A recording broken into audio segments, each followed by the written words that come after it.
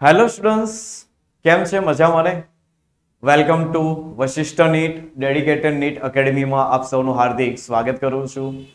આજે વિદ્યાર્થી મિત્રો તમારી સમક્ષ લઈને આવ્યા છીએ નીટ 2021 એનું જે પેપર છે તેનું સોલ્યુશન.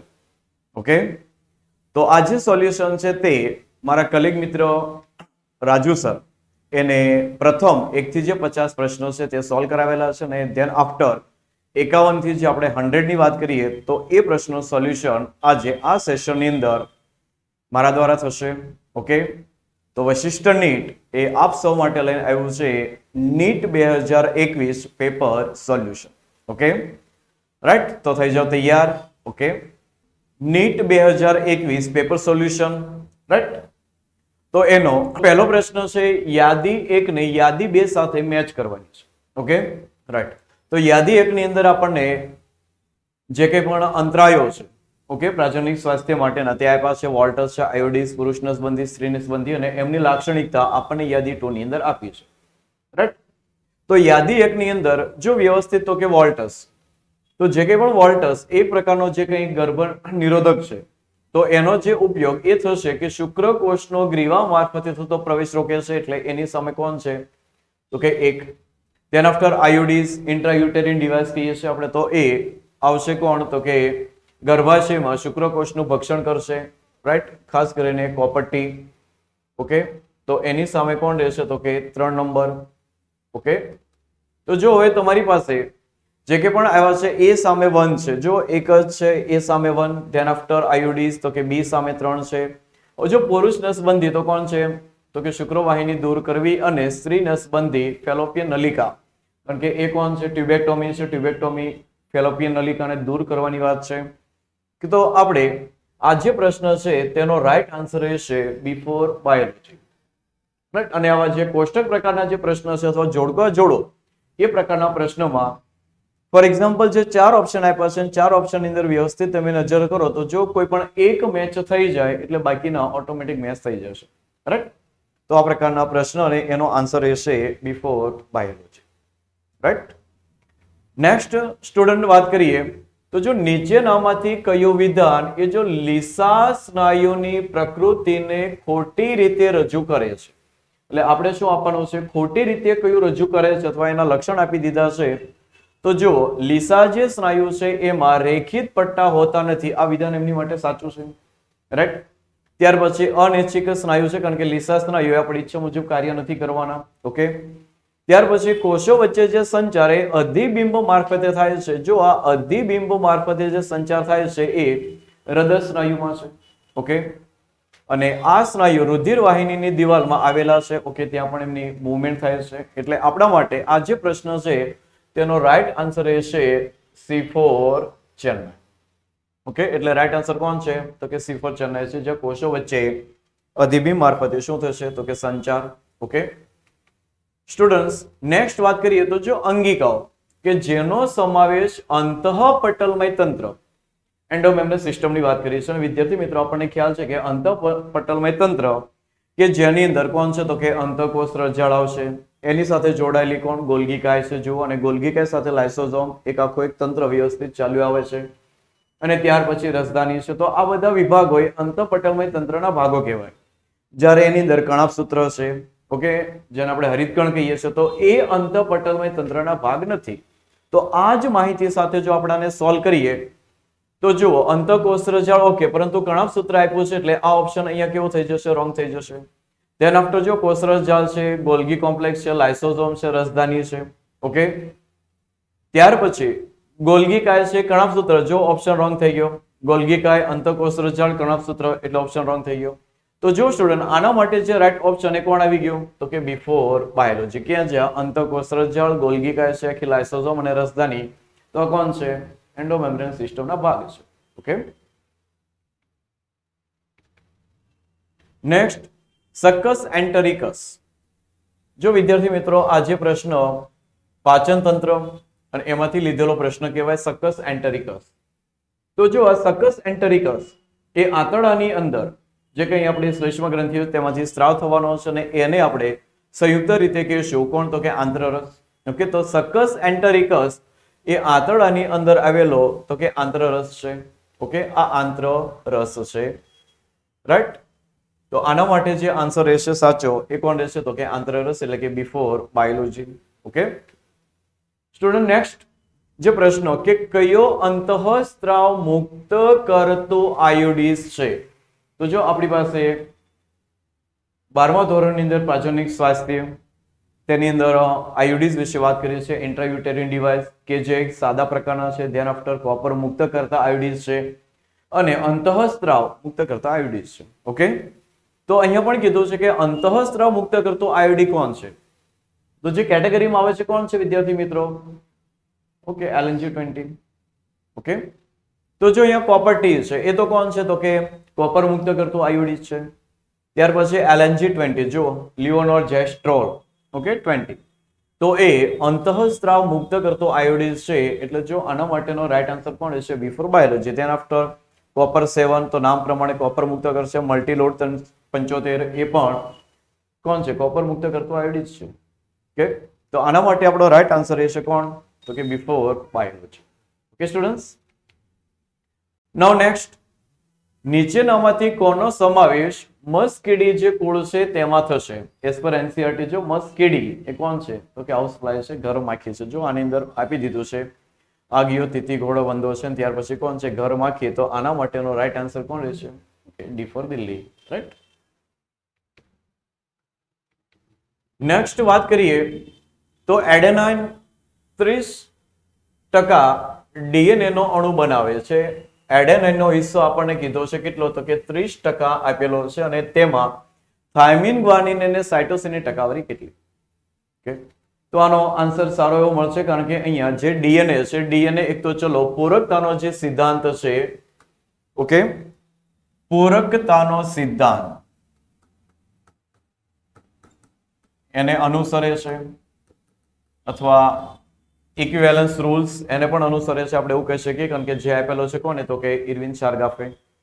તો ત્યાં એવું કીધું છે કે જો તમે કોઈ એક ન્યુક્લિયોટાઇડની સંખ્યા ડીએનએ માં જાણતા હો તો બાકીના 3 ની આપણને મળી રહે. ઓકે, તો અહીંયા શું કીધું છે?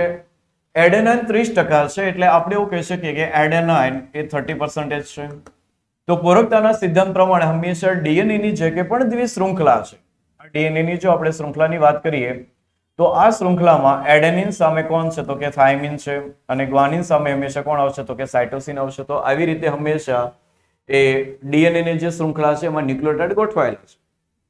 તો જેટલા પણ એડેનિન હશે એટલા જ કોણ હશે તો કે થાઇમિન હશે. તો એડેનિન 30% છે તો એટલા જ કોણ હશે તો કે થાઇમિન પણ હશે અને એ પણ કેટલા હશે તો કે 30%. અને બંનેનો સમેશનની વાત કરીએ તો ટોટલ કેટલા તો કે 60%.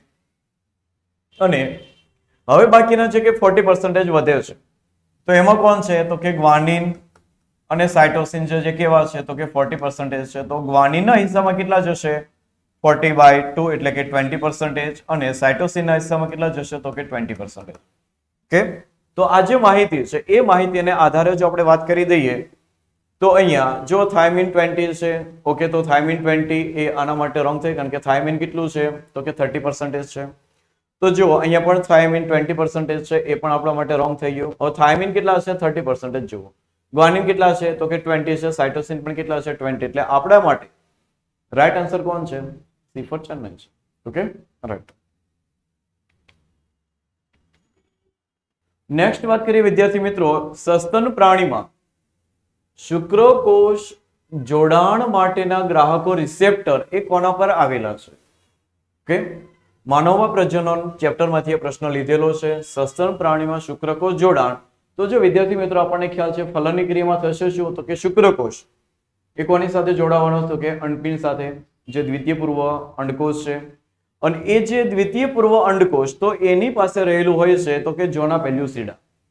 તો એ ઝોના પેલ્યુસિડા જે લેયર છે એ લેયર સાથે શુક્રકોષ જોડાણ માટેના કોણ હશે તો કે ગ્રાહકો હશે કારણ કે શુક્રકોષને દ્વિતીય પૂર્વ અંડકોષ સાથે જોડાય અને એનું ફર્ટિલાઇઝેશન કરવાનું છે. તો કોરોના રેડિયેટા આ કેસમાં નહીં આવે, અંડપિંડ નથી, પેરીવિટેલાઇન અવકાશ પણ નથી અને કોણ છે તો કે આપણા માટે અહીંયા રાઈટ આન્સર રહેશે ડી ફોર દિલ્હી, રાઈટ. કારણ કે ફલનની પ્રક્રિયા છે અને ફલનની ક્રિયામાં શુક્રકોષને જોડાવવું છે તો ફલન માટે એ અંડકોશ સાથે જોડાય જશે અને અંડકોશ પાસે કોણ છે તો કે ઝોના પેલ્યુસિડા નામનું એક લેયર છે. Okay, right.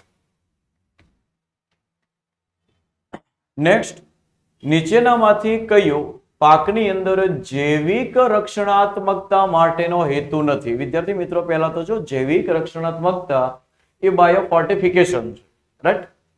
તો અહીંયા કીધું છે કે પ્રોટીનનું મૂલ્ય સુધારવું, રોગ પ્રતિકારકતા વધારવી, વિટામિનનું પ્રમાણ વધારવું અને સૂક્ષ્મ પોષક દ્રવ્ય અને ખનિજ દ્રવ્યનું પ્રમાણ વધારવું. 4 ઓપ્શન આપ્યા છે. ઓકે, સારી રીતે આપણે રીડ પણ કરી લીધા. પણ હવે જે આન્સર છે એ અહીંયા છે. જો જૈવિક રક્ષણાત્મકતા માટેનો હેતુ નથી. જૈવિક રક્ષણાત્મકતા શું છે? બાયોફોર્ટિફિકેશન છે. તો બાયોફોર્ટિફિકેશનની અંદર જે તે દ્રવ્ય મળવાનું છે એની અંદર આપણે સુધારા કરવાનો છે અથવા એ દ્રવ્યનું પ્રમાણ વધારવું છે. અને એ દ્રવ્ય કોણ? તો કે એક કદાચ પ્રોટીન પણ હોઈ શકે. ઓકે, ત્યાર પછી વિટામિન પણ હોઈ શકે, સૂક્ષ્મ પોષક દ્રવ્ય અને ખનિજ દ્રવ્ય પણ હોઈ શકે. તો આ બધા હેતુ જૈવિક રક્ષણાત્મકતા એના અંડરમાં આવે છે. ઓકે, એના આપણે વાત કરીએ તો શીર્ષક હેઠળ આ બધા હેતુ આવે છે.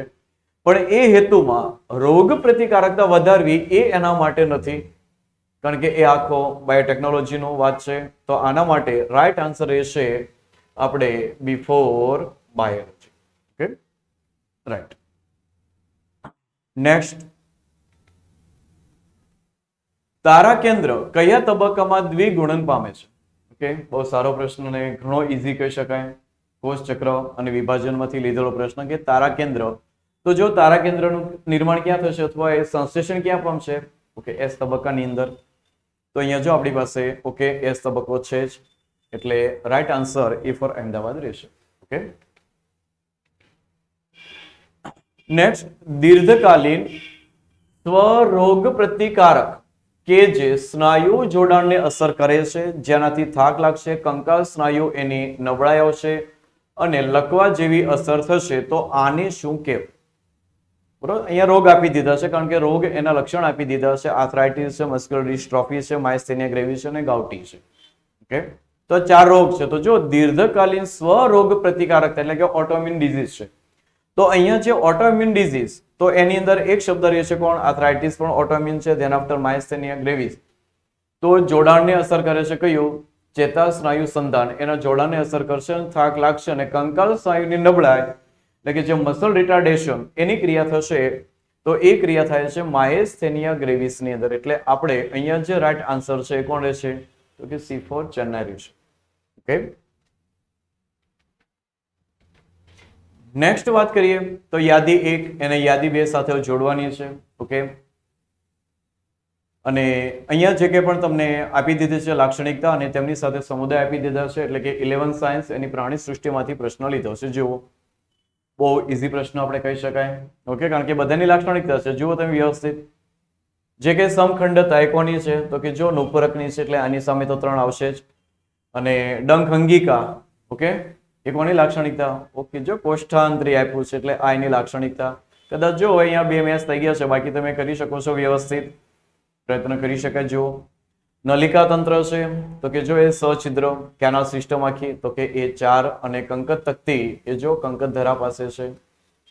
ઓકે, તો જો સમખંડતા એટલે કે એ સામે 3 છે. જો આની અંદર પણ એ સામે 3, આ 2 ઓપ્શન છે બી અને સી. આપણે વિચારવાનું આવશે. હવે બી સામે 4 છે. ઓકે, બી સામે એવો કોણ છે? તો કે 4 અહીંયા પણ છે. ત્યાં કંકત તક્તિ, તો કે હવે સી સામે કોણ છે? 2 આવશે. એટલે જો અહીંયા હવે આપણો આન્સર મળી જશે. તો આપણો આન્સર રહેશે આના માટે C4 Chennai. Okay, right. PCR ના ઉપયોગથી જનીન પ્રવર્ધન પ્રક્રિયા દરમિયાન જો શરૂઆતમાં ખૂબ જ ઊંચું તાપમાન જાળવવામાં ન આવે તો પીસીઆર ની કઈ પ્રક્રિયા અસરગ્રસ્ત થશે? તો જો વિદ્યાર્થી મિત્રો, આ જે પ્રશ્ન છે તેના આન્સર માટે આપણે પીસીઆર જે ટેકનોલોજી છે એના સ્ટેપ્સ, એ તબક્કા કયા કયા છે આપણે યાદ કરી શકીએ. પહેલો તબક્કો કોણ છે? ઓકે, યાદ કરીએ આપણે.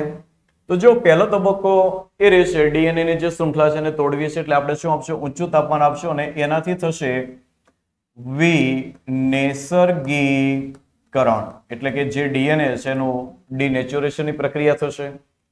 ત્યાર પછી એને થોડુંક આપણે તાપમાન ફરી પાછું એઝ યુઝ્યુઅલ અથવા તો સામાન્ય તાપમાન આપીશું, એટલે ફરી પાછું એનેલિંગની પ્રક્રિયા થશે, જેને કહેવાય તાપમાનુષિત, ઓકે, અને ત્યાર પછી વિવર્ધન પામશે એટલે એને આપણે કહેવીએ છીએ વિસ્તૃતીકરણ.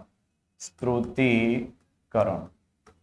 તો હવે જો વિદ્યાર્થી મિત્રો પ્રશ્ન શું કર્યો, પ્રવર્ધન પ્રક્રિયા દરમિયાન શરૂઆતમાં જો આપણે ખૂબ જ ઊંચું તાપમાન જાળવવામાં નહીં આવે, એટલે કે આપણે જે તાપમાન આપવાનું છે આપણે જો આપ્યું નથી, તો કયો તબક્કો અથવા તો કઈ પ્રક્રિયા અસર પામશે, અને એ પ્રક્રિયા કઈ રહેશે, વિનૈસર્ગીકરણ રહેશે. કઈ પ્રક્રિયા રહેશે, વિનૈસર્ગીકરણ. જો તો વિનૈસર્ગીકરણ ક્યાં છે, ઓકે, સી ફોર ચેન્નાઈ.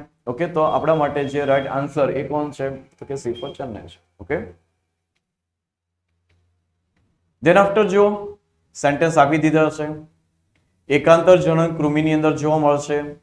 ત્યાર પછી શૂળત્વચી, ત્રિગર્ભસ્તરી અને દેહકોષ્ઠી પ્રાણી છે. ઓકે, અહીંયા શૂળત્વચી. ત્યાર પછી ગોળકૃમિ અંગતંત્ર સ્તરીય શરીર આયોજન ધરાવે છે. કંકતકતીય કંકત ધરામાં જોવા મળે છે, જે પાચનમાં મદદ કરે છે. એટલે જો આ વિધાન આના માટે તો હમણાં રોંગ થઈ ગયું. અને જલવાહક તંત્ર એ જો શૂળત્વચી એની લાક્ષણિકતા છે. તો એવું કીધું છે કે સાચો વિકલ્પ આમાંથી આપણે સાચો આપવાનો છે, તો રાઈટ આન્સર કયો રહેશે, રાઈટ. તો જો એકાંતરજનક કૃમિમાં ત્યાર પછી શૂળત્વચી ત્રિગર્ભસ્તરીય પ્રાણી છે. ઓકે, રાઈટ આન્સર છે. ત્યાર પછી ગોળકૃમિ અંગતંત્ર સ્તરીય આયોજન ધરાવે છે, રાઉન્ડ વર્મ્સ. ઓકે, તો બી, સી અને ઈ આ સાચા છે. બી, સી અને ઈ. તો જો આનો રાઈટ આન્સર રહેશે ડી ફોર દિલ્હી. ઓકે, ડોપ્સન એકમનો ઉપયોગ શેની જાડાઈ માપવા માટે થાય છે, તો એઝ પર નોલેજ અને ડોપ્સન એકમ છે તો આપણને ખ્યાલ છે કે એ ઓઝોન જે લેયર છે એની જાડાઈ માપવા માટે થાય છે. એટલે આનો આન્સર રહેશે C for Chennai. Okay, next, કયો એકમાત્ર ઉત્સેચક શક્તિમાન છે કે જે પ્રોકેરિયોટ્સની અંદર પ્રત્યાંકન પ્રક્રિયા દરમિયાન એ પ્રત્યાંકનનો આરંભ પણ કરાવે છે, લંબાઈની અંદર વધારો પણ કરે છે અને સમાપ્તિનું ઉત્પ્રેરણ પણ કરે છે. ઓકે, અહીં એક ઉત્સેચકનું આપણે નામ આપવાનું છે કે જે આદિકોષ કેન્દ્રીય સજીવોની અંદર જે પ્રત્યાંકન ક્રિયા થાય છે, એ પ્રત્યાંકન ક્રિયાના જે 3 તબક્કા છે, ત્રણેય તબક્કા માટે એક જ ઉત્સેચક છે. અને એ ઉત્સેચક કોણ છે, ઓકે, એઝ પર એનસીઈઆરટી આપણને ખ્યાલ છે ડીએનએ આધારિત આરએનએ પોલિમરેઝ.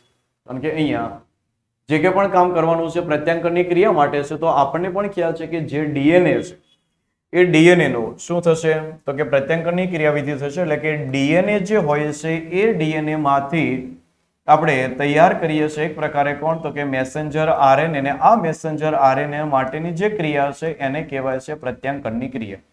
તો આ પ્રત્યાંકન એટલે કે ડીએનએ પાસેથી જે માહિતી આપણે મેસેન્જર આરએનએ સ્વરૂપે લેવાના છીએ, તો એના માટેના જે 3 તબક્કા છે, એક આરંભ તબક્કો, એક એલોંગેશન તબક્કો અને એક ટર્મિનેશન તબક્કો. તો આના માટે એન્ઝાઇમ કોણ છે, ડીએનએ માંથી આરએનએ તૈયાર કરવું છે, એટલે કહેવાય ડીએનએ ડિપેન્ડન્ટ આરએનએ પોલિમરેઝ ઉત્સેચક.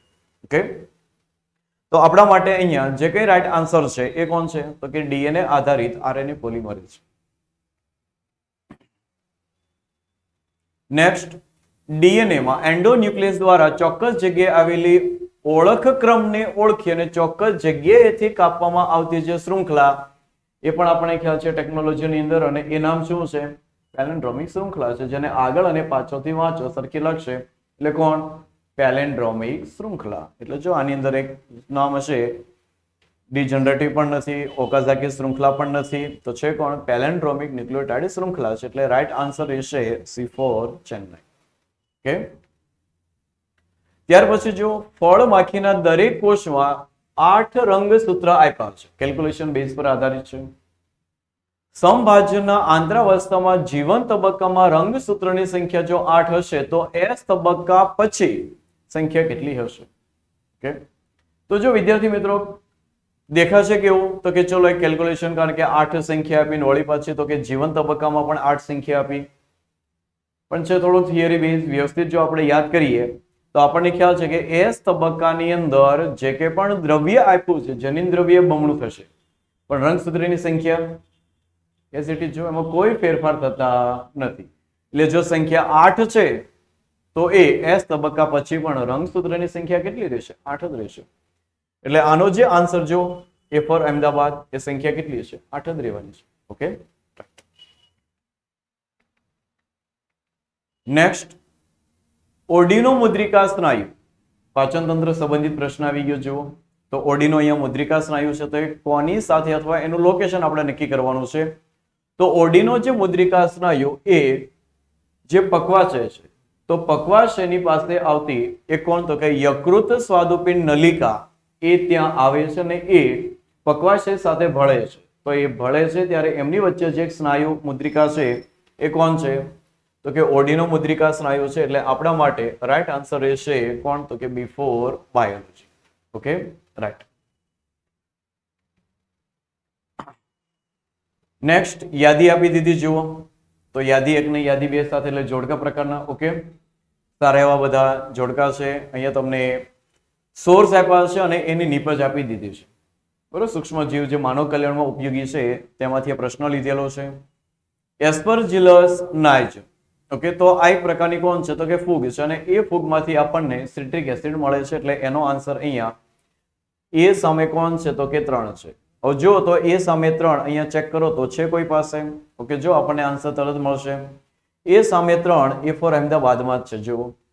તેમ છતાં બીજા આન્સર પણ ચેક કરી લઈએ. હવે એસિટોબેક્ટર એસિટી, જો નામ પ્રમાણે એસિટી એટલે એસિટિક એસિડ, એસિટિક એસિડ એ જો 1 આપ્યું છે. ક્લોસ્ટ્રીડિયમ બ્યુટિલિકમ, તો બ્યુટિરિક એસિડ એ ક્યાં છે, તો કે ઓકે 4 નંબર ઉપર છે એટલે અહીંયા 4 આવશે. અને લેક્ટોબેસિલસ લેક્ટિક એસિડ નામ પ્રમાણે ઓકે અહીંયા 2. એટલે બહુ ઈઝી પ્રશ્ન કહેવાય જુઓ. અને આનો જે આન્સર એ કોણ રહેશે, તો કે એ ફોર અહેમદાબાદ રહેશે. Okay, right. નેક્સ્ટ સ્ટુડન્ટ, નીચેનામાંથી કયા સજીવ જો પોલું, છિદ્રિષ્ટ અને લાંબુ અસ્થિ ધરાવે છે? તો જો પહેલા તો આ લક્ષણ કયા સમુદાયનું છે એ નક્કી કરી લઈએ. તો જો પોલું, છિદ્રિષ્ટ અને લાંબુ અસ્થિ એ કોનું છે, તો કે ન્યુમેટિક બોન્ડ કહેવાય. અને આવા ન્યુમેટિક બોન્ડ્સ એ કોની પાસે છે, ઓકે વિહગ. તો આ છે વિહગ વર્ગ પાસે. તો અહીંયા હવે તમને 4 જે નામ આપ્યા છે એ સાયન્ટિફિક નેમ આપ્યા છે. એક નામ છે નિયોફ્રોન, ધેન આફ્ટર હેમિડિક્ટિલસ. તો નિયોફ્રોન એ વલ્ચર છે, ગીધ છે. હેમિડેક્ટિલસ એક પ્રકારની, તો કે આપણે વાત કરીએ તો સરીસૃપ સમુદાયની અંદર આવતી ગરોળી છે. ત્યાર પછી મેક્રોપસ અને ઓર્નિથોરિન્કસ. તો મેક્રોપસ એ કાંગારૂ છે. ઓકે, મેક્રોપસ એ સસ્તન વર્ગ એનું કોણ છે, તો કે કાંગારૂ છે. અને ત્યાર પછી ઓર્નિથોરિન્કસ એ સસ્તન વર્ગનું પ્લેટીપ્લસ એટલે કે બતક ચાંચ. અને નિયોફ્રોન કોણ છે, તો કે વલ્ચર ગીધ છે જુઓ. અને આ ગરોળી છે જે ક્યાં છે, સરીસૃપ છે. એટલે વિદ્યાર્થી મિત્રો તમને અહીંયા 2 સસ્તન વર્ગનું આપ્યું છે, એક સરીસૃપ છે અને એક વિહગ છે. તો વિહગ માટે એ ફોર અમદાવાદ એ આપણો જે પ્રશ્ન છે એના માટે રાઈટ આન્સર રહેશે. ઓકે, નેક્સ્ટ વાત કરીએ તો સિકલ સેલ એનિમિયા એમના વિષમયુગ્મી જનીન વાળા નર અને માદા વચ્ચે જો સંકરણ થશે તો કેટલા ટકા સંતતિ આના માટે રોગિષ્ઠ બનશે. ઓકે, જીનેટિકમાંથી એ પ્રશ્ન લેવામાં આવ્યો છે અને આ પ્રશ્ન એની જો આપણે કેલ્ક્યુલેશન કરી દઈએ તો પહેલા તો એ નક્કી કરી દઈએ કે સિકલ સેલ એનિમિયા કે જે વિષમયુગ્મી હોય છે અને વિષમયુગ્મી જ્યારે હોય છે ત્યારે એમનું જે જનીન બંધારણ તો કે હિમોગ્લોબિન એ અને હિમોગ્લોબિન સાથે કોણ હશે, તો કે સિકલ સેલ એનિમિયા માટે S. તો આ કોની માટે આપણે વાત કરીએ તો નર માટે બંધારણ આપી દઈએ, પરંતુ માદા પણ કોણ છે, તો કે વિષમયુગ્મી હોય છે. તો જુઓ HBA અને HB તો કે S. ઓકે, હવે જે કંઈ પણ ફલનની ક્રિયા છે એના માટે કદાચ આપણે આવી રીતે ક્યુનેટ સ્ક્વેર આપી દઈએ તો જો એમના જે જન્યુ તો કે હિમોગ્લોબિન એ અને હિમોગ્લોબિન કોણ આવશે, તો કે સિકલ સેલ એનિમિયા માટેનું જનીન ધરાવશે. સેમ અહીંયા પણ ચલો આને આપણે કદાચ માદા કહીએ એટલે કે નર કહીએ તો બીજાને આપણે માદા કહીશું. તો ઓકે, હિમોગ્લોબિન અહીંયા એમનું જે જન્યુ બનશે કોણ છે, તો કે એ અને હિમોગ્લોબિન શું છે, તો કે S છે. તો જો હિમોગ્લોબિન એ બંધારણ આવી ગયું, ધેન આફ્ટર HBA અને HBS. ત્યાર પછી HBA, HBS અને HBS, HBS. તો ધ્યાનથી જુઓ વિદ્યાર્થી મિત્રો, તો આ જે બંધારણ છે એ કોણ છે, સિકલ સેલ એનિમિયા માટે રોગીશ એટલા માટે કે સિકલ સેલ એનિમિયા એ ખામી છે કોની, તો કે દૈહિક જે રંગસૂત્ર છે એ દૈહિક રંગસૂત્રની પ્રચ્છન્ન ખામી છે. અને પ્રચ્છન્ન ખામીમાં જ્યારે આવા પ્રચ્છન્ન કારકો જ્યારે જોડમાં આવે છે ત્યારે એ સ્થિતિ આપે છે ડિઝીઝ યુક્ત એટલે કે રોગિષ્ટ આપે છે. તો અહીંયા પણ ચાર જે કે પણ સંતતિ મળી છે એની અંદર આપણે જોઈએ તો 1/4 સંતતિ એ આપણને કેવી મળી છે તો કે રોગિષ્ટ મળી છે. તો 1/4 છે એની ટકાવારી જો આપણે કાઢીએ તો એ આપણને મળી જશે કેટલો તો કે 25% સંતતિ એ કેવી મળશે તો કે રોગિષ્ટ મળશે. રાઈટ. તો અહીંયા જો 25% આપ્યું છે આપણને ક્યાં તો કે C4 ચેન્નઈ. તો આપણા માટે આ જે રાઈટ આન્સર એ છે કોણ તો કે C4 ચેન્નઈ. ઓકે. નેક્સ્ટ વાત કરીએ વાયુ કોષ્ઠો. એના પ્રસરણ સ્થાન ઉપર ઓક્સિજન અને કાર્બન ડાયોક્સાઇડનું આંશિક દબાણ કેટલું હશે? વાયુ કોષ્ઠ એનું પ્રસરણ સ્થાન કીધું છે. તો આજે કે પણ પ્રસરણ સ્થાન છે ત્યાં ઓક્સિજનનું એટલે કે PO2 અને કાર્બન ડાયોક્સાઇડ એટલે કે PCO2 એનું આંશિક દબાણ પ્રસરણ સ્થાન છે. એટલે તમે પ્રસરણ સ્થાન આવી રીતે આપી શકો. આ વાયુ કોષ્ઠ છે. ઓકે. અને આ વાયુ કોષ્ઠ અને ત્યાર પછી અહીંયાથી એમને આ બધી રુધિર વાહિનીઓ છે. ઓકે. રુધિર. તો હવે આ જે પ્રસરણ સ્થાન છે અહીંયાથી જે કંઈ કાર્બન ડાયોક્સાઇડ ને ઓક્સિજન ની શું થશે તો કે આપલે થશે. ઓકે. તો વાયુ કોષ્ઠ જ્યારે આ પોતે પ્રસરણ સ્થાન તરીકે કામ કરે છે તો વિદ્યાર્થી મિત્રો આપણને ખ્યાલ છે કે અહીંયા PO2 ની માત્રા કેટલી છે તો કે સમથિંગ 104 mmHg આપ્યું છે. ઓકે. અને અહીંયા PCO2 એની માત્રા કેટલી છે તો કે નિયર અબાઉટ 40 mmHg આપ્યું છે. ઓકે. અને જ્યારે રુધિર વાહિનીની અંદર PO2 એ કેટલું છે તો કે નિયર અબાઉટ 95 mmHg છે. એટલે આજે કે પણ આપણી પાસે ડેટા છે એને આપણે જો આપણા જે ચાર ઓપ્શન આપ્યા છે એમાં આપી દઈએ તો પ્રસરણ જે સ્થાન છે આ એક વ્યવસ્થિત આપ્યું છે તમને કારણ કે વાયુ કોષ્ઠ પર આપણે આ બધી માહિતી લેવાની છે. તો વાયુ કોષ્ઠ ઉપર PO2 104 અને PCO2 કેટલું છે 40. તો આપણા માટે અહીંયા જે રાઈટ આન્સર એ છે એ પર અહેમદાબાદ છે જો. ઓકે. રાઈટ. નેક્સ્ટ આપણે વાત કરીએ તો સમાગમને લગતા રોગ કોના દ્વારા ફેલાય છે? તો વિધાન આપી દીધા છે. વિધાન આપણે ચેક કરી દઈએ. એક તો ચલો જંતુ મુક્ત સોયના ઉપયોગથી તો નહીં ફેલાય કારણ કે એ સોય કેવી છે ઓલરેડી સ્ટરાઇલ છે. જો સ્ટરીલાઇઝ કરેલી છે. સંક્રમિત વ્યક્તિનું રુધિર ચડાવવાથી. ઓકે. તેના આફ્ટર સંક્રમિત માતાથી ગર્ભસ્થ શિશુમાં એ જે કંઈ ડિઝીઝ છે એ આવશે.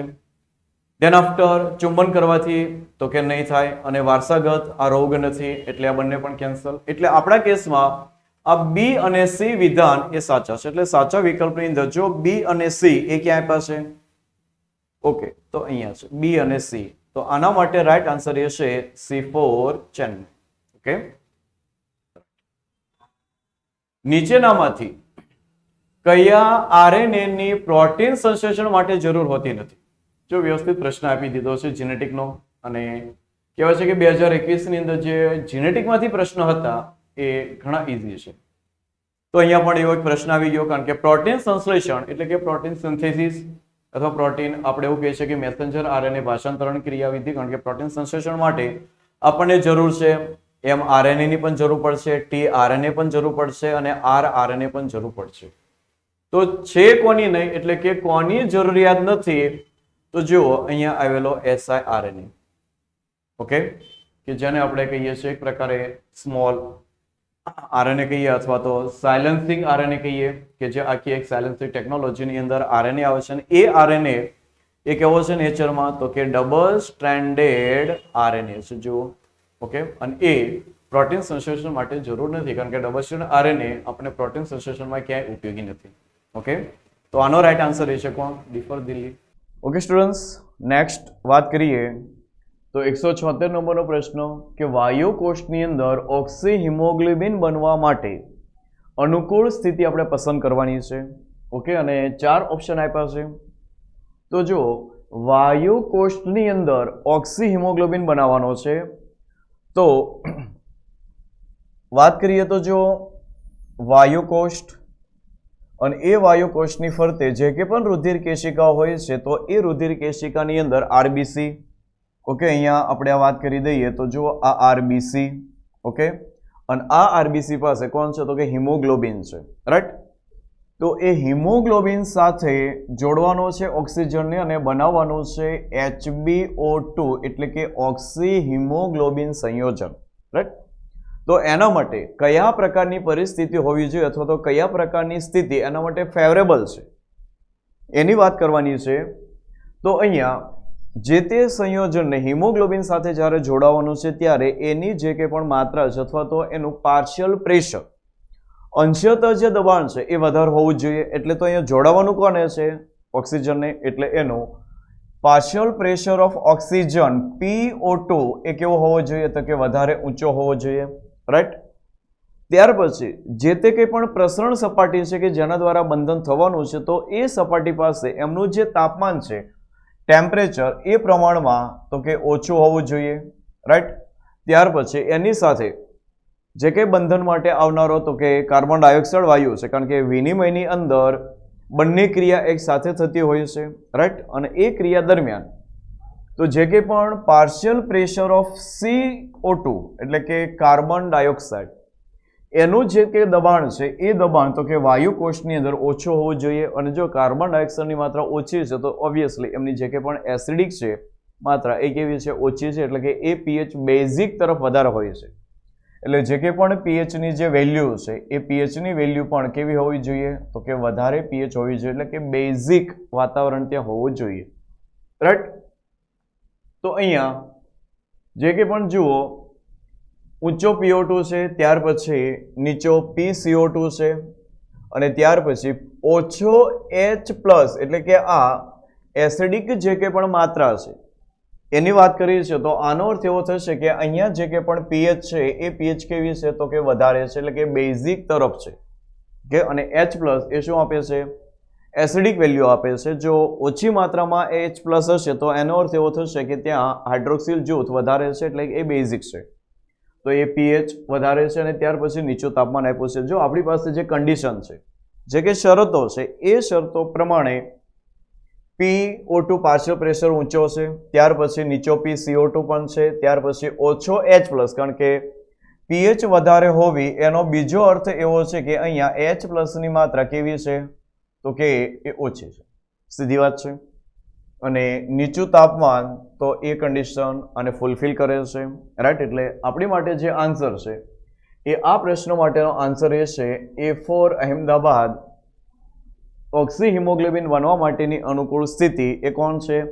PO2ની માત્રા વધારે, CO2ની માત્રા ઓછી અને ત્યાં જે કે pHની વેલ્યુ છે એ બેઝિક હોવી જોઈએ અને નીચું તાપમાન હોવું જોઈએ, તો વાયુ કોષ્ઠ પાસે ઓક્સી હિમોગ્લોબિન સંયોજન બનશે.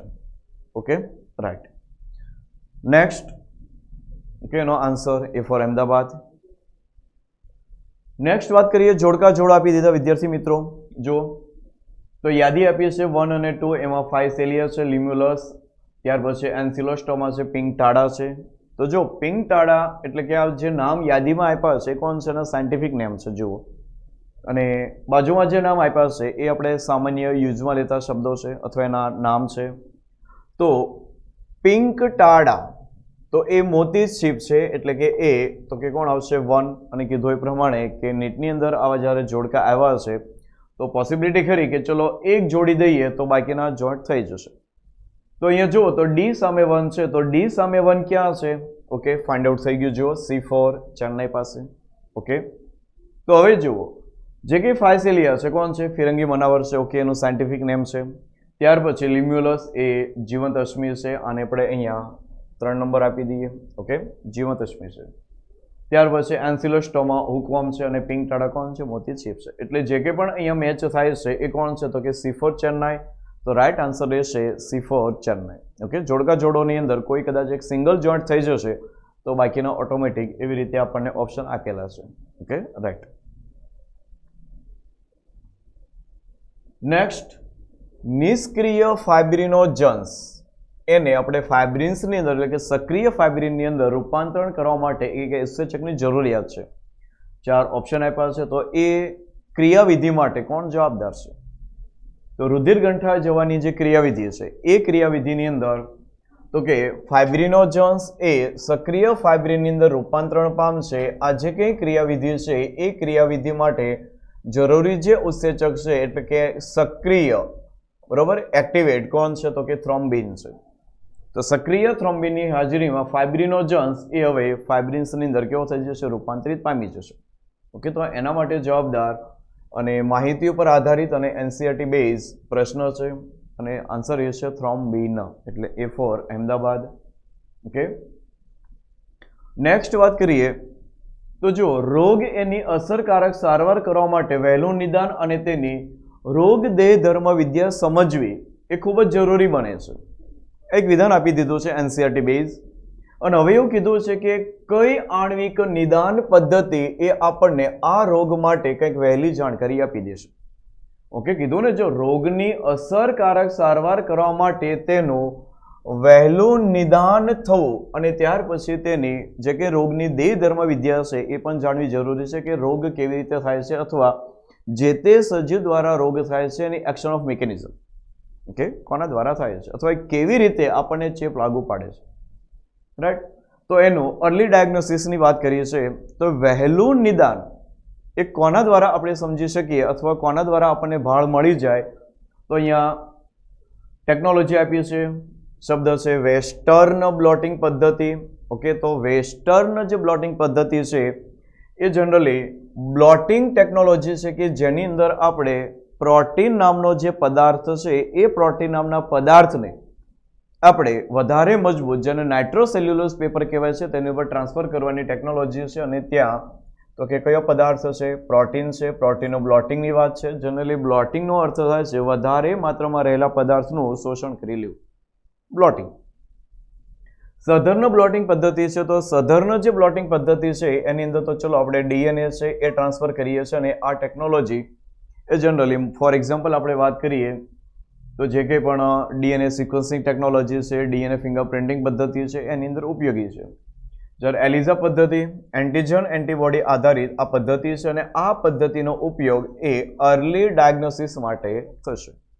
એન્ઝાઇમ લિંક્ડ ઇમ્યુનોસોર્બન્ટ એસે, આ એલિઝા ટેસ્ટ, અને એલિઝા ટેસ્ટ દ્વારા આપણને જે તે રોગ છે એનું અર્લી ડિટેક્શન થશે. ઓકે, તો એ પદ્ધતિ વપરાશે, એટલે જો આનો રાઈટ આન્સર C4 ચેન્નાઈ રહેશે. નેક્સ્ટ, ખોટી જોડને ઓળખવાની છે. ઓકે, તો જુઓ જે કંઈ જોડ આપી છે અને એનસીઆરટી બેઝ તો જેવી કણોમાંથી પ્રશ્ન લીધો છે અને જો એ જોડકા પ્રકારના જે આખું કોષ્ટક આપણને આપી દીધો છે, કોષ્ટકમાંથી લીધેલા તો કે દ્વિતીયક ચયાપચયકો છે કે જ્યાં આલ્કેલોઇડ્સ તરીકે કોર્ડિન, ઓકે, ત્યાર પછી ટોક્ઝિન ઝેર તરીકે એબ્રિન, અને ત્યાં આપણને બીજું એક નામ આપ્યું છે કોણ, રિસિન. તો એ એબ્રિન પણ છે અને બીજું કોણ છે તો કે રિસિન પણ છે, રાઈટ. અને લેક્ટેન્સ તરીકે કોન્વેલિન એ છે. તો આ બધી જોડ સાચી છે, પરંતુ જો ડ્રગ્સ, તો એ ડ્રગ્સની અંદર સાચી જોડ તરીકે આપણને આપ્યું છે વિન ક્રિસ્ટિન અને વિન બ્લાસ્ટિન. બરાબર, આમાંથી કોઈ પણ કદાચ એક હોય તો કદાચ સાચું પડે, પણ આપણને અહીંયા આપ્યું છે રિઝિન, એક પ્રકારનું કોણ છે તો કે ઝેર છે, ટોક્ઝિન છે. એટલા માટે આ ડ્રગ્સ સામે રિઝિન એ રોંગ છે, એટલે આપણો સાચો આન્સર રહેશે D4 Delhi. Okay, right. Next વિદ્યાર્થી મિત્રો વાત કરીએ તો અર્ધીકરણની પૂર્વાવસ્થાના કયા તબક્કાનું ખાસ લક્ષણ એ છે કે જેમાં સ્વસ્તિક ચોકડી દૂર થઈ જાય છે, ટર્મિનેશન ઓફ કિયાસ્માટા. ઓકે, સ્વસ્તિક ચોકડી બની છે અને એને દૂર કરવાની છે. ઓકે, તો જો પૂર્વાવસ્થાના તબક્કા આપી દીધા છે, લેપ્ટોટિન છે, ઝાયગોટિન છે, ડાયકાઇનેસિસ છે અને લાસ્ટમાં તો કે પેકાટિન છે. તો સ્વસ્તિક ચોકડી જે કંઈ ટર્મિનેશન જે થવાનું છે એ થશે એનસીઆરટી પ્રમાણે વાત કરીએ તો એ રહેશે ડાયકાઇનેસિસ પૂર્વાવસ્થાના ઉપ તબક્કાની અંદર, એટલે રાઈટ આન્સર રહેશે આનો C4 ચેન્નાઈ માહિતી પર આધારિત છે. Okay, right. ઓકે સ્ટુડન્ટ્સ, તો જો નેક્સ્ટ પ્રશ્ન આવ્યો આપણને, ઇન્સ્યુલિનના પરિપ્રેક્ષની અંદર સાચો વિકલ્પ પસંદ કરો, એટલે આપણે ઇન્સ્યુલિનને ધ્યાનમાં લેવાનું છે અને ત્યારબાદ આ વિકલ્પો આપી દીધા છે. એ વિકલ્પોને ધ્યાનમાં લઈને એવું કીધું છે કે આપેલા વિકલ્પમાંથી સાચો જવાબ પસંદ કરો, એટલે કે ઇન્સ્યુલિન માટે જે સાચું છે એને પસંદ કરવાનું છે. તો પહેલું એવું કીધું છે કે પરિપક્વ ઇન્સ્યુલિનની અંદર સી પેપ્ટાઇડ હાજર હોતો નથી. ઓકે, આ વિધાન કેવું છે આના માટે તો કે સાચું છે, રાઈટ. ત્યાર પછી રિકોમ્બિનન્ટ ડીએનએ પદ્ધતિ દ્વારા બનાવેલો જે ઇન્સ્યુલિન છે એમાં સી પેપ્ટાઇડ કીધું છે, એટલે કે જે વધારાનો લંબાયેલો જે કંઈ ભાગ છે એ હોય છે, પણ રિકોમ્બિનન્ટ ડીએનએ ટેકનોલોજીમાં સી પેપ્ટાઇડ એ હોતો નથી, એટલે આના માટે આ વિધાન કેવું થઈ ગયું છે તો કે રોંગ છે. ત્યાર પછી પ્રો ઇન્સ્યુલિન સી પેપ્ટાઇડ છે. ઓકે, અપરિપક્વ સ્થિતિમાં એની પાસે કોણ છે તો કે સી પેપ્ટાઇડ લંબાયેલો પેપ્ટાઇડ છે. ઓકે, અને ઇન્સ્યુલિનના એ પેપ્ટાઇડ અને બી પેપ્ટાઇડ આ જે બે આપણને શૃંખલા મળે છે, બંને શૃંખલાને એકબીજા સાથે ડાયસલ્ફાઇડ બંધ દ્વારા પરસ્પર જોડાયેલા હોય છે. તો આ વિધાન પણ કેવું છે, ઇન્સ્યુલિનના પરિપ્રેક્ષ્યમાં સાચું છે. ઓકે, તો જો એનો જે કંઈ આન્સર રહેવાનો છે કોણ છે, એ, સી અને ડી. તો એ, સી અને ડી આનો આન્સર એ છે C4 chain 9. Okay, right answer છે. નેક્સ્ટ, એબી રુધિર જૂથ વાળી વ્યક્તિ એને સર્વદાતા તરીકે ઓળખવામાં આવે છે. એટલે જો વિદ્યાર્થી મિત્રો ઘણીવાર આપણે વાત કરતા હોઈએ છીએ કે તમને MCQની જે બુકલેટ આપવામાં આવે છે એ બુકલેટની અંદર ઇંગ્લિશ અને બાજુમાં ગુજરાતી હોય છે, તો ઘણી વખત આવી રીતે કદાચ ત્યાં પણ મિસ્ટેક થઈ શકે છે. એટલે જો આ પ્રશ્ન જે કંઈ બુકલેટ છે એની અંદર એઝ ઇટ ઇઝ કન્ડિશનમાં મૂક્યો છે, એટલે આપણને ખ્યાલ પડે કે જો અહીંયા મિસ્ટેક છે અને એ મિસ્ટેક બહુ મોટી છે કે એબી રુધિર જૂથ વાળી વ્યક્તિ એ સર્વદાતા તરીકે અહીંયા કીધું છે, પણ હકીકત એ સર્વગ્રાહી છે. બરોબર, અને એનું અંગ્રેજીની અંદર ઓકે છે, પણ આપણને ગુજરાતીની અંદર જે કંઈ પણ ટ્રાન્સલેશન થયું છે એમાં થોડુંક મિસ્ટેક આવ્યું છે. એટલે જો ઘણી વખત આવી રીતે જ્યારે થતું હોય ત્યારે એનો ઇંગ્લિશ પોર્શન એ થોડોક મહત્વનો બની જાય છે આપણી સમજણ માટે. ઓકે, હવે આગળ વધીએ. તો કીધું છે કે એબી રુધિર જૂથ વાળી વ્યક્તિઓ કેવી છે, સર્વગ્રાહી છે. બરોબર, યુનિવર્સલ રેસિપિયન્ટ છે. તો એને ઓળખવામાં આવે છે સર્વગ્રાહી તરીકેનું કારણ શું?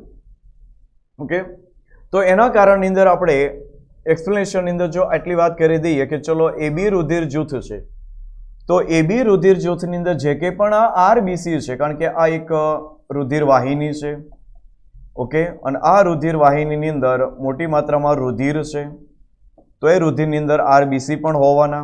ઓકે, અને જે કંઈ અહીંયા ફરતું ફરતું છે એ બધું શું છે તો કે રુધિર રસ છે, કારણ કે રુધિરના જે કમ્પોનન્ટ તરીકે રુધિર રસ અને બીજું કોણ છે, રુધિર કોષો છે.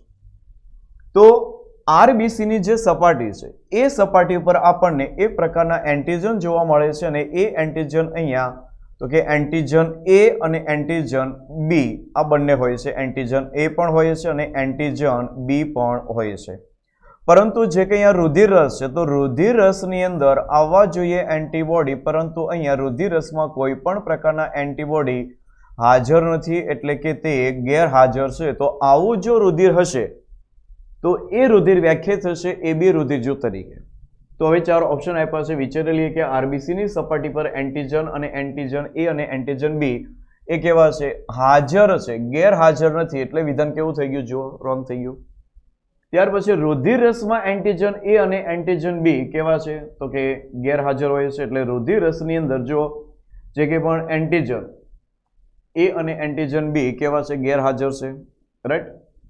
ત્યાર પછી આરબીસી પર એન્ટીબોડીઝ એટલે કે એન્ટીબોડી એ અને એન્ટીબોડી બી એ કેવા છે તો કે હાજર છે. તો રુધિર રસની અંદર આ જે કંઈ પણ એન્ટીબોડી છે હાજર છે, પરંતુ આરબીસીની સપાટી પર આ એન્ટીબોડી ગેરહાજર છે.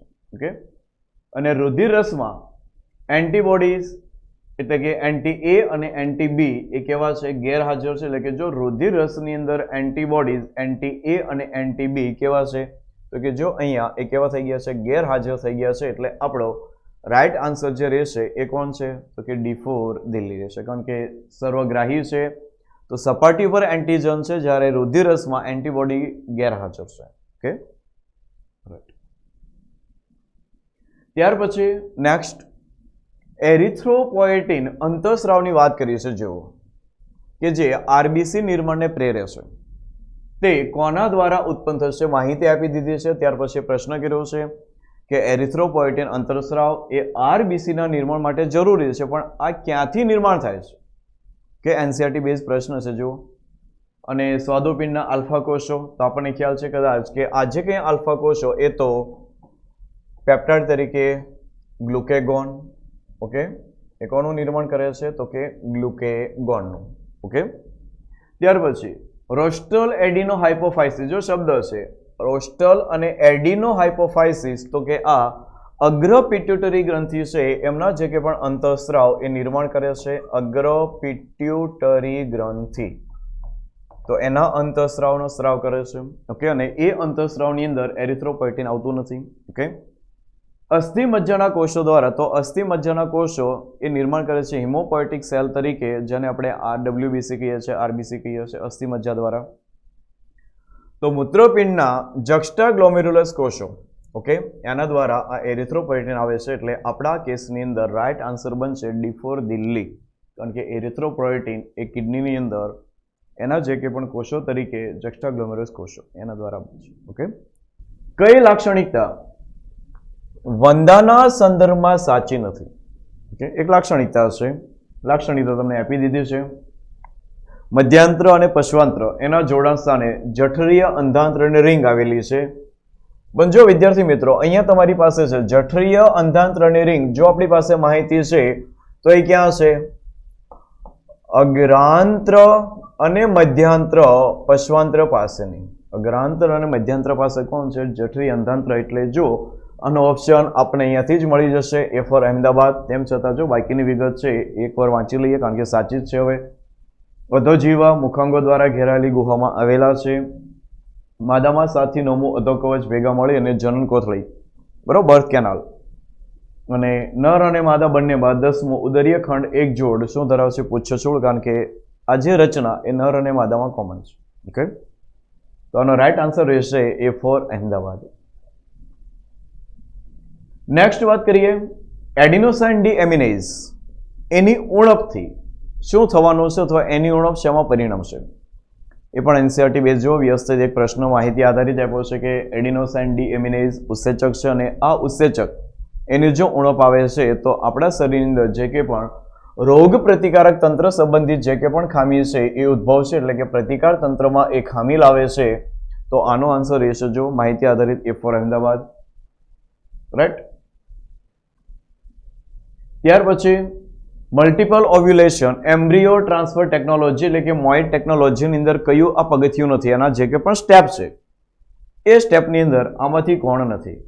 તો એ સ્ટેપની અંદર જો આપણે કીધું છે કે જે કંઈ એક ગાય છે એને પસંદ કરવાની છે, અને ત્યારબાદ એને ફોલિકલ સ્ટિમ્યુલેટિંગ હોર્મોન જેવા અંતઃસ્રાવ ધરાવતા એક ઇન્જેક્શન આપવામાં આવે છે. તો અહીંયા જો આપણે પહેલા સ્ટેપની અંદર એવું કીધું છે કે ગાયને લ્યુટેનાઇઝિંગ હોર્મોન એનો અંતઃસ્રાવ સારવાર આપવામાં આવે છે અંડસર્જન માટે, પરંતુ એ કોણ છે? ફોલિકલ સ્ટિમ્યુલેટિંગ હોર્મોન જેવા અંતઃસ્રાવની સારવાર આપવામાં આવે છે. તો અહીંયા પહેલું જે સ્ટેપ છે એ જ આપણા માટે આન્સર બની રહેશે, કારણ કે આ સ્ટેપ મોઇટની અંદર આવતું નથી. ત્યાર પછી એક સમયે 6 થી 8 અંડકોષ આપે છે અને તેને સેરોગેસી જે માતા હોય છે તેની અંદર આપવામાં આવશે. તો કૃત્રિમ વીર્ય સેચન દ્વારા પછી આ જે અંડકોષો છે એને ફલિત કરાવશું, અને ત્યારબાદ ફલિત અંડકોષને જે 8 થી 32 કોષ તબક્કા ધરાવતો જે ભ્રૂણ છે એને ભાડુતી માતા એટલે કે સેરોગેસી એની અંદર આપણે ટ્રાન્સફર કરીશું. ઓકે, તો બાકીના સ્ટેપ ઓકે છે. પણ પ્રથમ જે સ્ટેપ કે જ્યાં કીધું છે ગાયને લ્યુટેનાઇઝિંગ હોર્મોન, એ સ્ટેપ રોંગ છે, કારણ કે ત્યાં આવવું કોણ જોઈએ? ફોલિકલ સ્ટિમ્યુલેટિંગ હોર્મોન હોવો જોઈએ. રાઈટ. નેક્સ્ટ યાદી આપી દીધી જુઓ. ઓકે, ઉદ્વિકાસ જે ચેપ્ટર છે એમાંથી આપણે લીધેલો છે. અનુકૂલિત પ્રસરણ છે, એડેપ્ટિવ રેડિયેશન છે, ધ્યાન આફ્ટર કેન્દ્રાભી સારી છે, કન્વર્જન્ટ છે. ત્યાર પછી અપસારી ડાયવર્જન્ટ અને એથ્રોપોઇટિક એટલે કે માનવ પ્રેરિત ઉદ્વિકાસ. તો જો માનવ પ્રેરિત જે ઉદ્વિકાસ છે એનો આપણે જો અહીંયા વાત કરી દઈએ તો સીધી વાત છે કે ભાઈ માનવ દ્વારા જે કે પણ તૃણનાશક અને કીટનાશક જે વધુ પડતા વપરાશને કારણે પ્રતિરોધક જે જાત છે એની પસંદગી, કારણ કે એ પ્રવૃત્તિ એ કોણ છે? માનવ પ્રવૃત્તિ છે. ઓકે, ત્યાર પછી અનુકૂલિત પ્રસરણ જે છે એ ડાર્વિન ફિન્ચ તરીકે 4 છે. એટલે માનવ ઉદ્વિકાસની અંદર આ કે 1, તો કે ફોર એક્ઝામ્પલ જોઈ લઈએ કે ભાઈ એક મેચ છે તો બાકીના છે, તો કે દિલ્હીની અંદર 1 છે, 1 કોની પાસે છે? ઓકે, જો મળી જશે. ઓકે, એક, અને આ અનુકૂલિત પ્રસરણ તરીકે કોણ છે? Darwin Finch. ઓકે, સીધો આન્સર મળી જશે. એટલે રાઈટ આન્સર રહેશે એ ફોર અહેમદાબાદ. ઓકે, નેક્સ્ટ વાત કરીએ તો હિસ્ટોન માટે ખોટું શું છે? હિસ્ટોન એક પ્રોટીન છે જે સુકોષ કેન્દ્રીય સજીવ પાસે આવેલું જે ડીએનએ એના પેકેજિંગની અંદર એક વપરાતો આ દ્રવ્ય છે. અને હિસ્ટોન જે પ્રોટીન એ લાયસિન અને આર્જિન એનાથી સમૃદ્ધ છે અને ત્યાર પછી એ થોડો ઘણો બેઝિક નેચરમાં છે. ઓકે, કારણ કે ડીએનએ થોડુંક એસિડિક છે, આ બેઝિક છે અને ડીએનએ પાસે ઋણ વીજભાર તો હિસ્ટોન પાસે ધન વીજભાર છે. તો એ પ્રમાણે આ માહિતી પણ ઓકે છે, રાઈટ. અને ત્યાર પછી હિસ્ટોન આયોજિત થઈ અને 8 અણુનો એકમ બનાવશે જેને આપણે ઓક્ટેમાર કહીએ છીએ. ઓકે, તો ખોટું શું છે તો કે હિસ્ટોનનો પીએચ થોડોક એસિડિક હોય છે. આ હિસ્ટોન માટે ખોટું છે કારણ કે એનો પીએચ કેવો છે? બેઝિક છે. એટલે રાઈટ આન્સર એ છે before biology. Okay, right. Next, માનવની અંદર પ્રજનન ચેપ્ટરમાંથી લીધેલો પ્રશ્ન કે જ્યાં પ્રસૂતિ પછીના તબક્કામાં કયું રિલેક્સિન અંતઃસ્રાવનો સ્ત્રાવ કરે છે? પાર્ટોરિશનની વાત છે, પ્રસૂતિ થઈ ગયા ને ત્યારબાદ. તો રિલેક્સિન જે અંતઃસ્રાવ છે એનો સ્ત્રાવ કોના દ્વારા થશે? તો અહીંયા આપી દીધું છે ગ્રાફિયન પુટિકા, કર્પસ લ્યુટિયમ છે, ગર્ભાશય અને ગર્ભાશય. ઓકે, તો જે કંઈ પ્રસૂતિ પછીના તબક્કામાં, ઓકે, તો અહીંયા એ તબક્કા દરમિયાન તો કે કર્પસ જે લ્યુટિયમ છે, કારણ કે ઓલરેડી પ્રસૂતિ થઈ ગઈ છે અને તે દરમિયાન કર્પસ લ્યુટિયમ છે તેમાંથી હવે રિલેક્સિન એનો સ્ત્રાવ થશે કારણ કે ગ્રાફિયન પુટિકા તો એ સમય દરમિયાન નિર્માણ નથી થતું હતું. અને જે કંઈ પણ પ્રસૂતિ થવાની છે એ પ્રસૂતિ થાય છે ગર્ભની, તો ગર્ભ દ્વારા તો એ રિલેક્સિન આવવાનું નથી. ઓકે, તો આવશે ક્યાંથી? કર્પસ લ્યુટિયમ, એમાંથી આવશે રિલેક્સિન અંતઃસ્રાવ. ઓકે, ત્યાર પછી નેક્સ્ટ, લિપિડના સંદર્ભમાં આપણને નિવેદન આપી દીધા છે અને એમાંથી કહેવાનું છે કે સાચો જવાબ પસંદ કરો વિકલ્પમાંથી. તો લિપિડ માટેની માહિતી આપી દીધી છે કે ફક્ત એક બંધ ધરાવતા લિપિડને અસંતૃપ્ત ફેટી એસિડ કહેવાય. તો અસંતૃપ્ત ફેટી એસિડની અંદર વ્યાખ્યા પ્રમાણે એવું કહેવાય કે કાર્બન કાર્બન વચ્ચે કાં તો 2 બંધ છે અથવા તો 3 બંધ પણ છે. તો એક બંધ ધરાવતા લિપિડને આપણે કેવા કહીએ છીએ? સંતૃપ્ત ફેટી એસિડ કહીએ છીએ, નહીં કે અસંતૃપ્ત. તો એક બંધ છે, સંતૃપ્ત છે, જ્યારે 2 કે 3 બંધ છે ત્યારે એને આપણે અસંતૃપ્ત કહીએ છીએ. એટલે એમની જે માહિતી છે એના માટે આ તો કેવું થઈ ગયું? રોંગ થઈ ગયું. લેસિથિન એક પ્રકારનો ફોસ્ફોલિપિડ છે, યસ, માહિતી આધારિત લેસિથિન. અને ટ્રાયહાઇડ્રોક્સી પ્રોપેન એક ગ્લિસરોલ છે, આ એનો સાયન્ટિફિક અથવા કેમિકલ નેમ છે ગ્લિસરોલનું, ટ્રાયહાઇડ્રોક્સી પ્રોપેન, કારણ કે 3 હાઇડ્રોક્સિલ જૂથ છે. ઓકે, પામિટિક એસિડના કાર્બોક્સાઇલિક કાર્બન સાથે એટલે કે કાર્બોક્સિલિક જે જૂથ આવવાનું છે COOH, એની સાથે 20 કાર્બનના અણુ છે.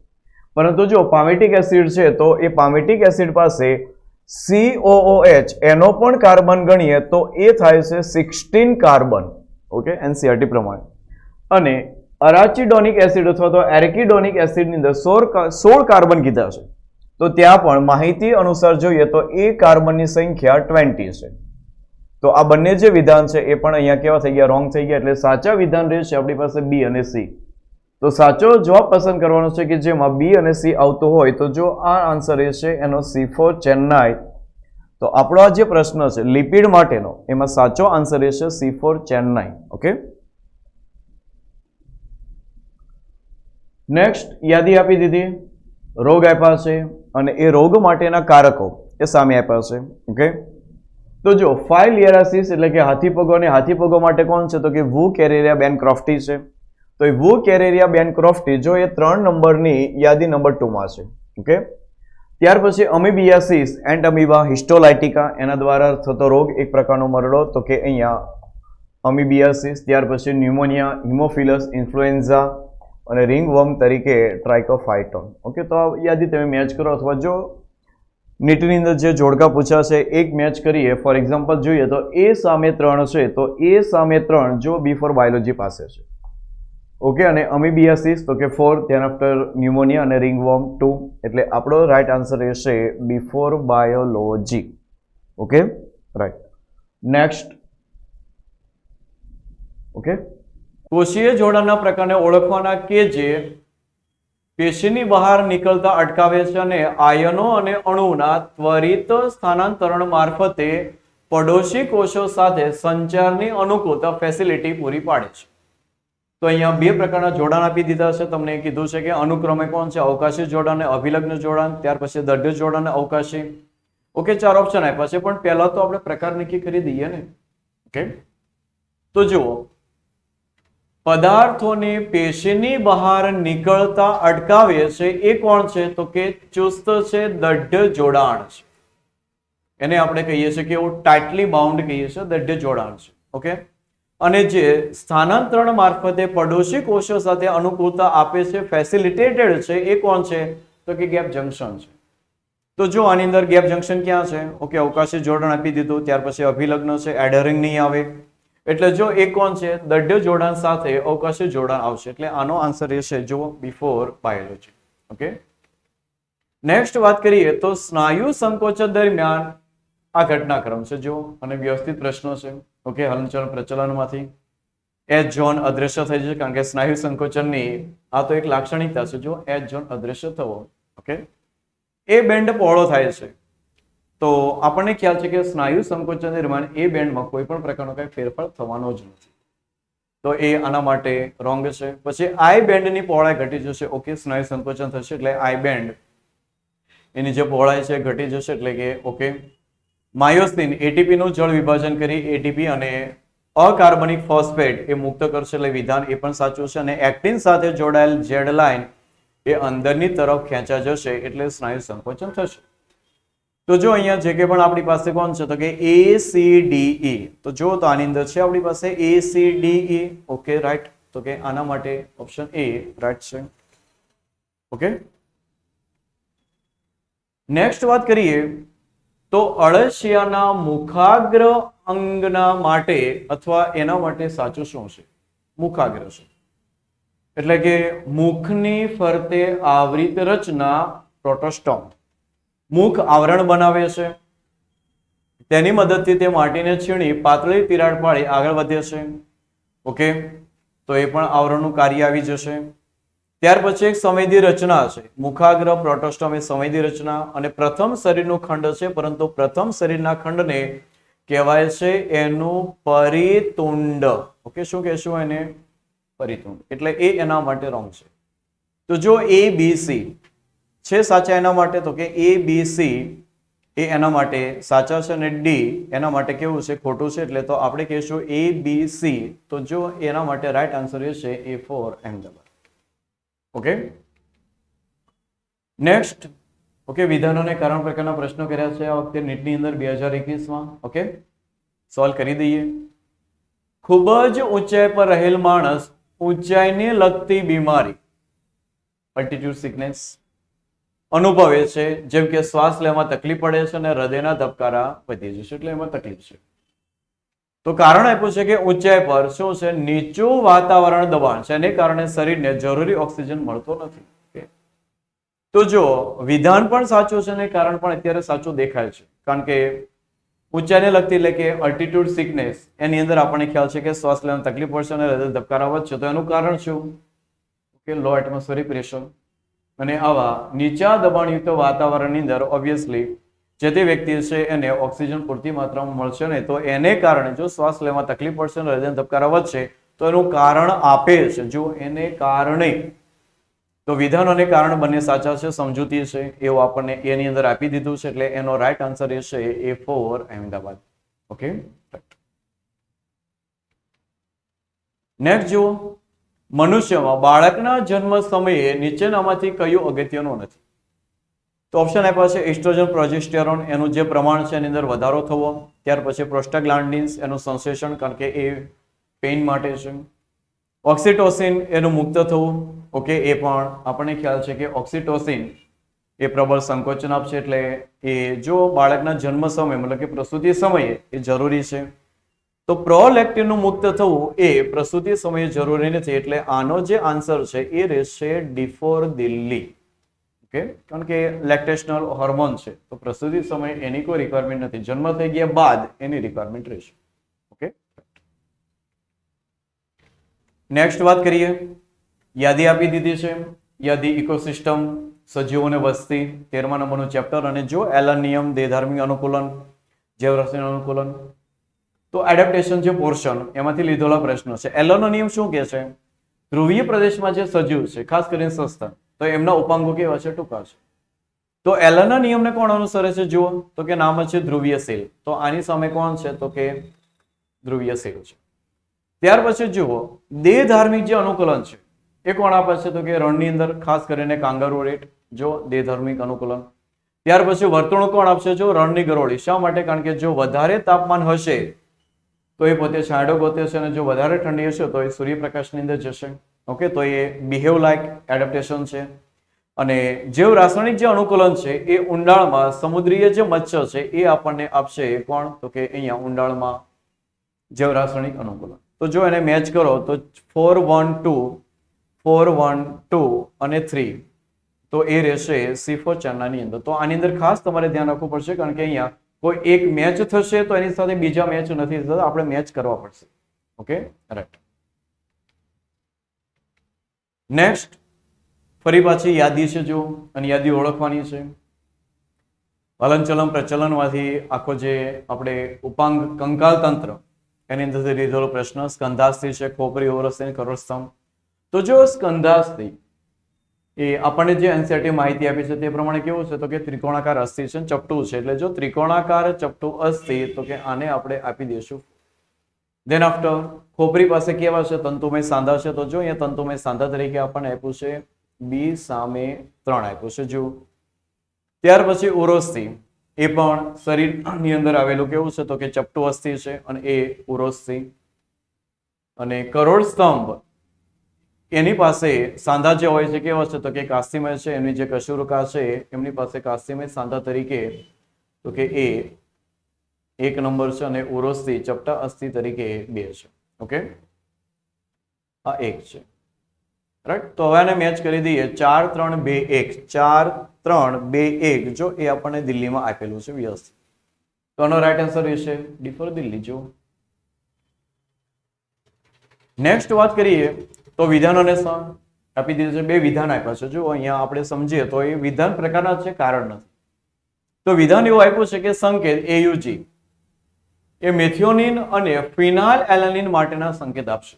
અને બીજું એવું કીધું છે કે અહીંયા AAA અને AAG એ બંને સંકેત એમિનો એસિડ તરીકે લાઇસિન છે એના માટેના છે. તો જો પેલા વિધાનની અંદર સમજીએ તો AUG એ 2 કામ કરે છે ને. એક પ્રારંભિક સંકેત પણ છે, અને કોની માટે તો કે મેથિયોનિન માટે સંકેત કરે છે, ફિનાઇલ એલાનિન માટે સંકેત કરતો નથી. એટલે વિધાન કેવું છે? ખોટું છે. અને બીજું જે વિધાન AAG એ લાઇસિન એના માટેના જનીન સંકેત છે, એ વિધાન સાચું છે. Okay, as per NCERT. તો ધ્યાનમાં લઈએ તો જો વિધાન 1 અને વિધાન ઓકે, વિધાન 1 અને વિધાન 2 ઓકે, અને છે વિધાન 1 ખોટું. જો 1 ખોટું આપી દીધું, અને બીજું વિધાન કેવું છે? સાચું છે. તો આપણા માટે રાઈટ આન્સર તો કોણ છે? જો ડી ફોર દિલ્હી છે. ઓકે, તો સાચો આન્સર છે ડી ફોર દિલ્હી. તો આ હતું આપણે નીટ 2021 એનું બાયોલોજી પોર્શન અને બાયોલોજીનું પેપર સોલ્યુશન. ઓકે, જે વિદ્યાર્થીઓએ 2021 પેપર આપેલું છે એ લોકો આના દ્વારા પોતાનો જે સ્કોર બાયોલોજીમાં શું થયો છે કાઉન્ટ કરી શકે છે, રાઈટ. અને જે લોકો હવે ભવિષ્યમાં 2022ની અંદર જે નીટ આપવા જઈ રહ્યા છે એવા નીટ એસ્પિરન્ટ્સ, એ આના દ્વારા પોતે અંદાજો લગાવી શકે છે કે એનટીએ દ્વારા કેવા પ્રકારના પ્રશ્નો પૂછે છે. તો એમને થોડુંક રીડિંગની અંદર હેલ્પ થશે. ઓકે, અને એ પણ થોડુંક જજમેન્ટ ઉપર આવી શકશે કે ચલો આ પ્રકારના પ્રશ્નો પૂછે છે આવા ચેપ્ટરમાંથી, તો એને કેવી રીતે આપણે એ વ્યવસ્થિત એને ન્યાય આપી શકીએ, અથવા તો જે રીડ કર્યું છે એને કેવી રીતે ડાયજેસ્ટ કરી શકીએ. Okay, right. તો વિદ્યાર્થી મિત્રો, જો અહીંયા Vashishtha NEET dedicated NEET platform પર એ આવું જે સારું કાર્ય થઈ રહ્યું છે, તો આપ સૌ એને લાઈક કરી શકો. હું તો એમ કહું છું કે લાઈક કરવું જ જોઈએ, શેર કરો અને સબસ્ક્રાઇબ કરો. ઓકે, તો મળીએ ફરી પાછા આવા જ એક વિડીયો લેક્ચર સાથે. ત્યાં સુધી આપ સૌને all the best, have a nice day, and Vashishtha છે તો શક્ય છે. ઓકે.